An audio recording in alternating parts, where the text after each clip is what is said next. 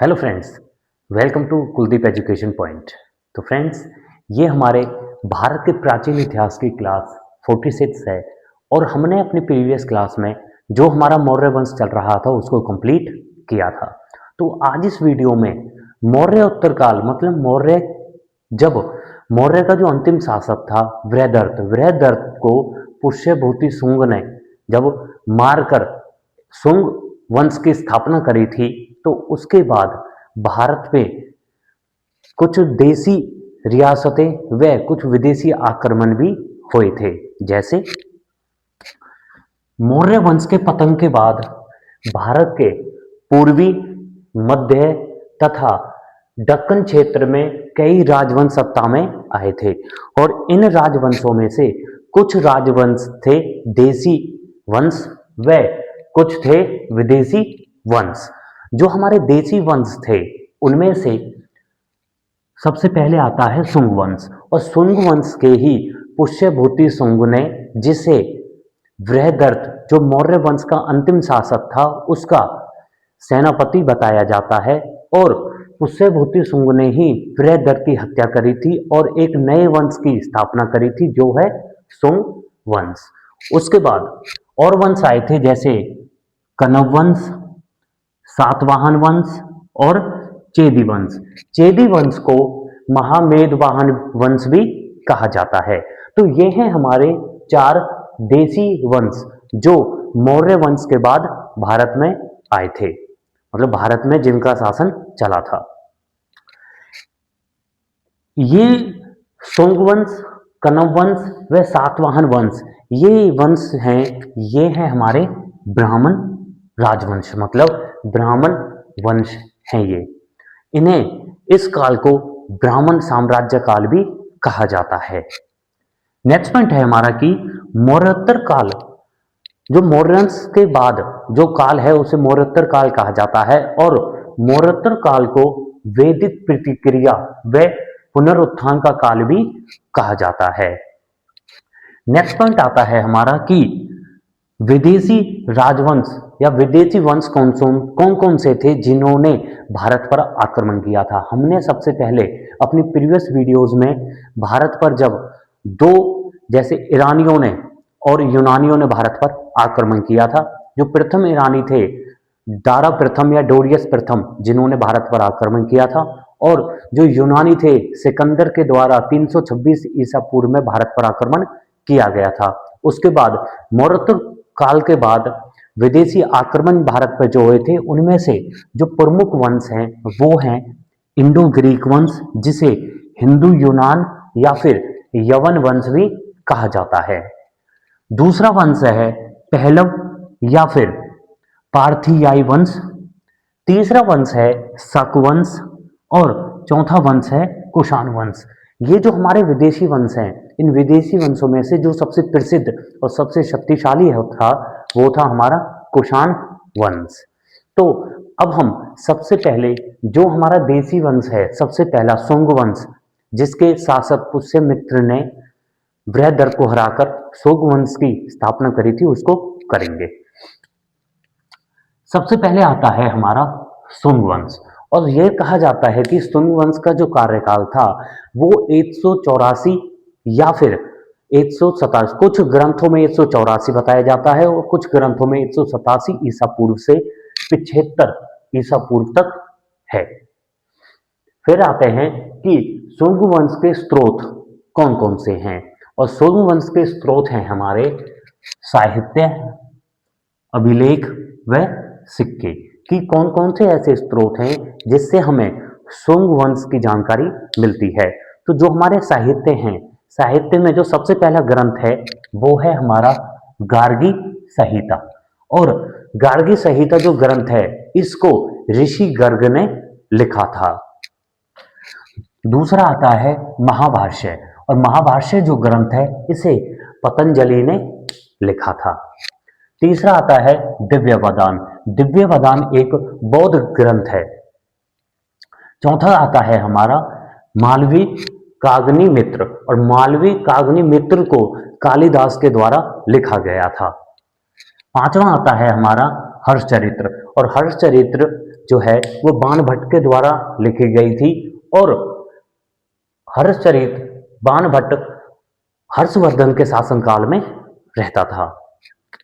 फिर आता है हमारा जैन धर्म, और जैन धर्म का थेरावली ग्रंथ में सोंगवंश का जिक्र मिलता है। तो ये थे हमारे साहित्य के स्रोत जिनसे हमें सोंगवंश के बारे में पता चलता है।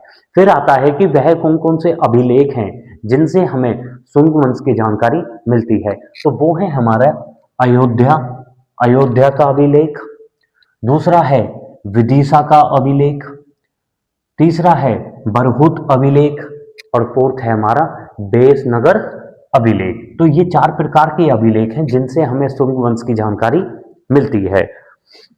फिर आते हैं सिक्के कि कहाँ से सोंगवंश के समय के सिक्के कहाँ से प्राप्त हुए हैं।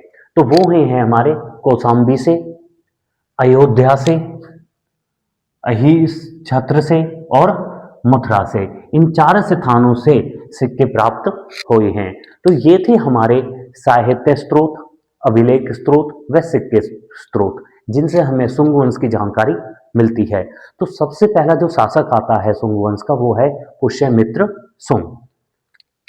सोंगवंश का जो संस्थापक है वो है हमारा पुष्यमित्र सुंग, और पुष्यमित्र सुंग ने ही अंतिम मौर्य शासक बृहदर्थ की हत्या की थी और सोंगवंश की स्थापना करी थी। जो हर्षचरित्र है, हर्षचरित्र जो बाणभट्ट ने लिखी है, हर्षचरित्र में जो पुष्यमित्र सुंग है, पुष्यमित्र सुंग को बृहदर्थ का सेनापति बताया हुआ है। मतलब कि जो हर्षचरित्र जिसे बाणभट्ट ने लिखा है, जो दरबारी कवि था हर्षवर्धन का, उसमें पुष्यमित्र सुंग को बृहदर्थ का सेनापति बताया हुआ है। नेक्स्ट पॉइंट है हमारा कि कालिदास सुंगों को, जो कालिदास लेखक थे, कालिदास ने सुंग शासकों को बैंबिक वंश का बताया हुआ है, मतलब बैंबिक वंश से संबंधित थे। नेक्स्ट पॉइंट है हमारा जो अभिलेख हमने अभी पढ़ा, अयोध्या अभिलेख जो शासनकाल में मिला था धनदेव के, और धनदेव के अयोध्या अभिलेख से यह जानकारी मिलती है हमें कि पुष्यमित्र ने 2 अश्व यज्ञ करवाए थे, और ये 2 अश्व यज्ञ जो पूरे किए थे वो किए थे पतंजलि ने इन्हें संपन्न किया था। दोबारा से देखिए, अयोध्या के अभिलेख जो धनदेव का है, इससे यह जानकारी मिलती है कि पुष्यमित्र सुंग ने 2 अश्वमेध करवाए थे, और इन अश्वमेधों को जो संपन्न किया था वो किया था पतंजलि ने। और ये कहा जाता है कि पुष्यमित्र सुंग ने ये अश्वमेध जो करवाए थे वो हिंदू यूनानी शासक मेनंदर को हराने के बाद करवाया गए थे। नेक्स्ट आता है हमारा पॉइंट कि महर्षि पाणिनि जिसने अष्टाध्यायी ग्रंथ लिखा है, महर्षि पाणिनि ने पुष्यमित्र सुंग को भारद्वाज गोत्र का बताया है, जिसकी राजधानी विदिशा थी। नेक्स्ट पॉइंट है हमारा कि मालवी काग्नि मित्र के अनुसार जो ग्रंथ है जिसकी रचना कालिदास ने करी थी, तो मालवी काग्नि मित्र के अनुसार पुष्यमित्र सुंग ने विदर्भ के राजा यज्ञसेन को पराजित किया था और सेनानी की उपाधि धारण करी थी। इसका जो उल्लेख मिलता है, ये जो उल्लेख मिलता है वो कालिदास की ग्रंथ मालवी काग्नि मित्र में मिलता है। नेक्स्ट पॉइंट है हमारा कि बौद्ध ग्रंथों के अनुसार पुष्यमित्र सुंग ने बरहुत का स्तूप बनवाया था, और सांची का जो स्तूप था, सांची के स्तूप के चारों तरफ 4 दीवारी करवाई थी। इसकी जानकारी मिलती है हमें बौद्ध ग्रंथों से। नेक्स्ट पॉइंट है हमारा कि सोंग काल में संस्कृत भाषा का पुनरुत्थान हो गया था। जब हमने बौद्ध धर्म, जैन धर्म व मौर्य काल पढ़े थे, तो उसमें संस्कृत भाषा को धीरे धीरे से लुप्त हो गई थी, परंतु मौर्योत्तर काल में संस्कृत भाषा का दोबारा से पुनरुत्थान होना शुरू हो गया था। और जो संस्कृत भाषा का पुनरुत्थान हुआ था, इसका जो योगदान जाता है वो महर्षि पतंजलि को जाता है, जिन्होंने महाभाष्य ग्रंथ लिखा था। नेक्स्ट पॉइंट है हमारा कि पुराणों के अनुसार पुष्यमित्र शुंग ने 36 वर्ष तक शासन किया था। नेक्स्ट पॉइंट है हमारा कि पुष्यमित्र शुंग के जो पुरोहित थे, इनके मतलब पुष्यमित्र शुंग जो शासक था, इनके जो पुरोहित थे वो थे पतंजलि, और पतंजलि ने ही ग्रंथ लिखा है महाभाष्य। नेक्स्ट पॉइंट है हमारा कि अभी हमने जो विदेशी आक्रमण देखे थे, सबसे पहले जो विदेशी आक्रमण किया था वो हिंदू यूनानी किया था, जिन्हें इंडो ग्रीक या फिर यवन शासक भी कहा जाता है। तो यवन आक्रमण की जो चर्चा हुई थी, इंडो ग्रीक या हिंदू यूनानी आक्रमणों की जो चर्चा हुई थी, वो चर्चा हमारी महाभाष्य ग्रंथ में, गार्गी संहिता में और मालविकाग्निमित्र ग्रंथों में हुई थी। नेक्स्ट पॉइंट है हमारा कि शुंग शासकों ने अपनी राजधानी विदिशा बनाई थी। नेक्स्ट पॉइंट है कि पुष्यमित्र शुंग ने यवन शासक मिनांदर को हराया था, और मिनांदर को हराने की खुशी में ही पुष्यमित्र शुंग ने 2 अश्वमेध करवाए थे, और ये 2 अश्वमेध जो संपन्न किए थे वो पतंजलि ने किए थे। नेक्स्ट पॉइंट है हमारा कि शुंग वंश में भागवत धर्म का उदय हुआ था, और शुंग वंश के लोग वासुदेव और भगवान विष्णु व वासुदेव की उपासना करते थे। नेक्स्ट पॉइंट है हमारा पुष्यमित्र शुंग का जो उत्तराधिकारी था, जो इनका बेटा था, वो था अग्निमित्र, और अग्निमित्र जो थे इनका वर्णन या कालिदास ने अपना जो ग्रंथ था, कालिदास का जो ग्रंथ था मालविकाग्निमित्र ने अग्निमित्र को नायक बनाया है। मतलब कालिदास ने अपने ग्रंथ मालविकाग्निमित्र में जो नायक बनाया है, वो बनाया है अग्निमित्र को। हमारा अगला शासक है अग्निमित्र, और अग्निमित्र पुष्यमित्र शुंग का उत्तराधिकारी था। तो पुष्यमित्र शुंग का पुत्र था अग्निमित्र, जो पुष्यमित्र की मृत्यु के बाद शुंग शासक बना था, और कालिदास के द्वारा रचित मालविकाग्निमित्र ग्रंथ में अग्निमित्र का उल्लेख मिलता है, और मालविकाग्निमित्र ग्रंथ में नायक बनाया हुआ है अग्निमित्र को, और इसी ग्रंथ में अग्निमित्र की अमात्य परिषद का उल्लेख मिलता है। अग्निमित्र शासक के बाद जो अगला शासक है अग्निमित्र का पुत्र, वो है हमारा सुज्येष्ठ शासक, और सुज्येष्ठ शासक ने जो सिक्के प्रचलित करवाए थे, उन सिक्कों पर सुज्येष्ठ शासक का जो नाम मिलता है वो मिलता है जेठ मित्र। जो पुष्यमित्र शुंग व अग्निमित्र के दौरान यवन शासक या फिर जो विदेशी शासकों के आक्रमण हुए थे, उन आक्रमण को धराशायी किया था सुज्येष्ठ शासक ने। अगला शासक आता है हमारा वसुमित्र शासक, और वसुमित्र शासक की हत्या करी थी कौशल शासक मूलदेव ने। अगला शासक है हमारा वृजमित्र शासक। वृजमित्र शासक की कोई खास जानकारी नहीं है। वृजमित्र शासक के बाद जो अगला शासक है वो है हमारा भागभद्र शासक, और भागभद्र शासक के शासन काल में ग्रीक शासक एंटियल क्रीड्स का राजदूत हेलियोडोरस रहता था। मतलब हेलियोडोरस भारत आया था। हेलियोडोरस आया था।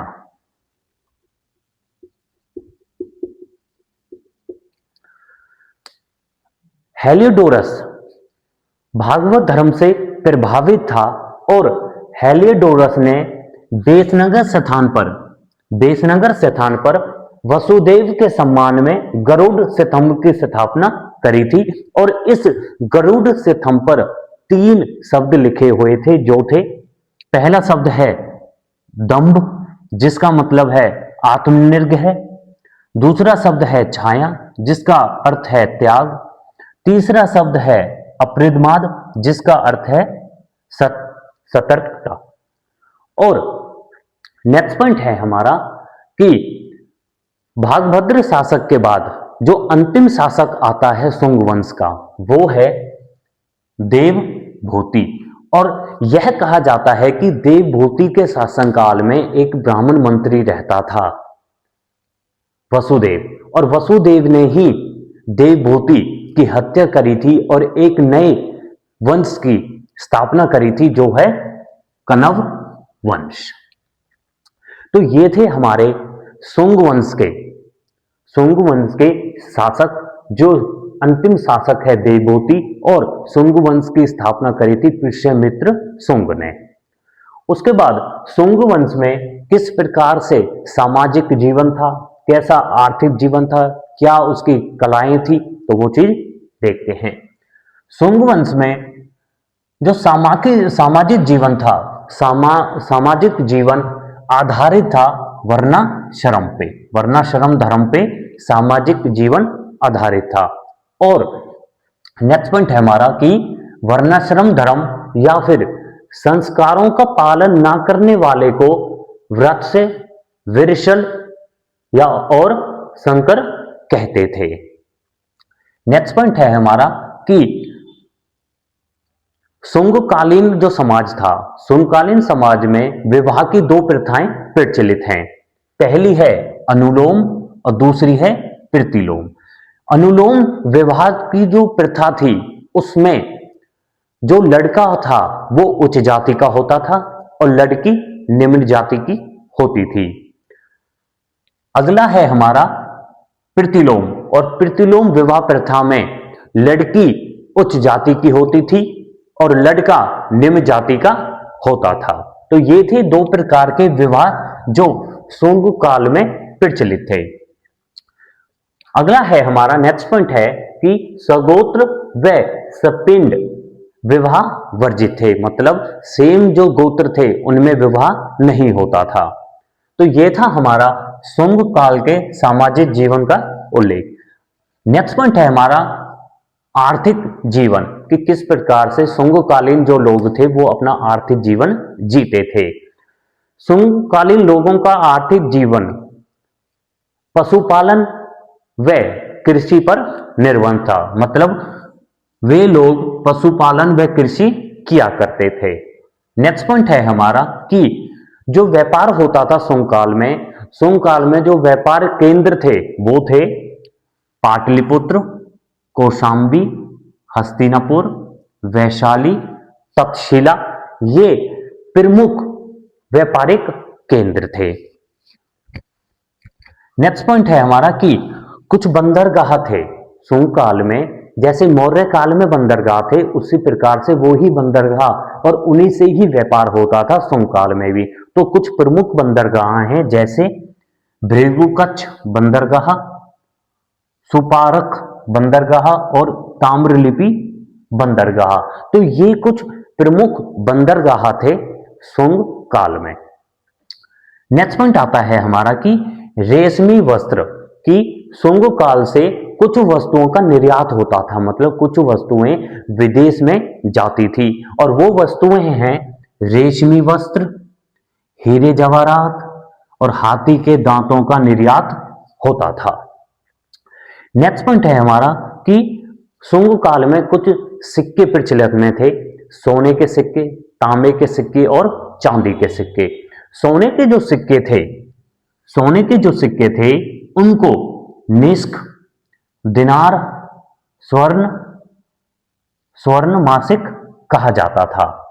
तांबे के जो सिक्के थे, तांबे के सिक्के को कारशापन कहा जाता था और चांदी का जो सिक्का होता था, चांदी के सिक्के को पुराण व धारण कहा जाता था। तो ये थे हमारे 3 प्रकार के सिक्के जो शुंग काल में प्रचलित थे। तो ये थी आर्थिक जीवन जो सुंग काल के लोग जिया करते थे।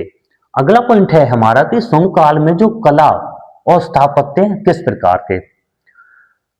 जो कला का विषय था सुंग काल में, जो कला का विषय था वो था लौकिक जीवन से संबंधित। लौकिक जीवन से संबंधित था कला का विषय वस्तु। नेक्स्ट पॉइंट आता है कि कला के उत्कृष्ट जो नमूने पाए गए थे, मतलब जो कला जो पाई गई थी वो बरहूत, सांची स्तूप, बेसनगर तथा बोध गया से प्राप्त मिली थी। फिर आता है हमारा कि बरहूत स्तंभ जो मध्य प्रदेश में है, बरहूत स्तंभ की खोज कनिंगम महोदय ने 1873 में की थी।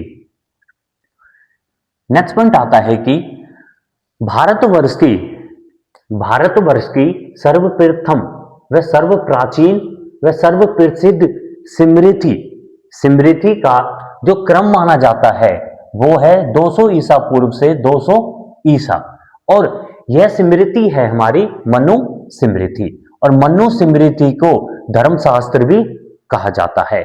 मनु स्मृति का जो क्रम माना जाता है वो 200 ईसा पूर्व से 200 ईसा माना जाता है, मतलब 400 साल का इसका क्रम माना जाता है।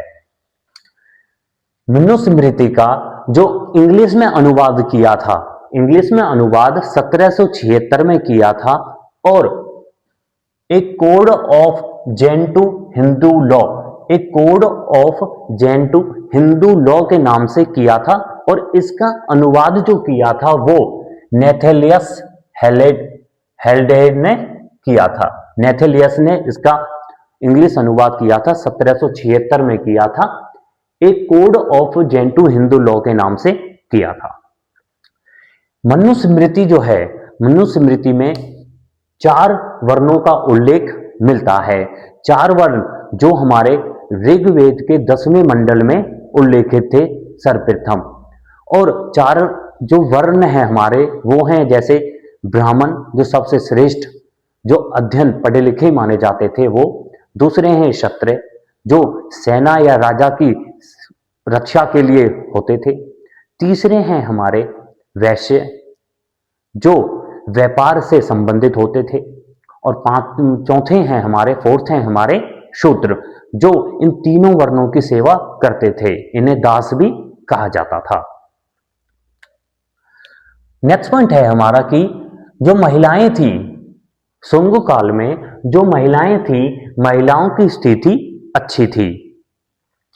नेक्स्ट पॉइंट है हमारा कि संस्कृत भाषा की उन्नति हुई थी। जैसा हमने देखा था कि बौद्ध धर्म, जैन धर्म और मौर्य धर्म में संस्कृत भाषा को, मतलब मौर्य काल में संस्कृत भाषा को बिल्कुल ही विलुप्त हो गई थी, परंतु शुंग काल में 2 रचयिता थे, 2 संस्कृतवादी थे, पहला पाणिनि और दूसरा पतंजलि, और इनकी ही पाणिनि के द्वारा अष्टाध्यायी बुक लिखी गई थी और पतंजलि के द्वारा महाभाष्य बुक लिखी गई थी, और इनके द्वारा ही यह कहा जाता है कि संस्कृत भाषा में उन्नति हुई थी शुंग काल में।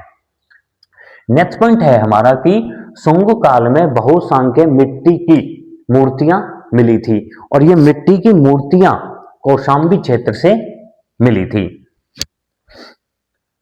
तो ये था हमारा शुंग काल का जानकारी, जिसमें हमने शुंग काल के शासक व शुंग काल की सामाजिक जीवन, आर्थिक जीवन, कला व स्थापत्य के बारे में पढ़ा था।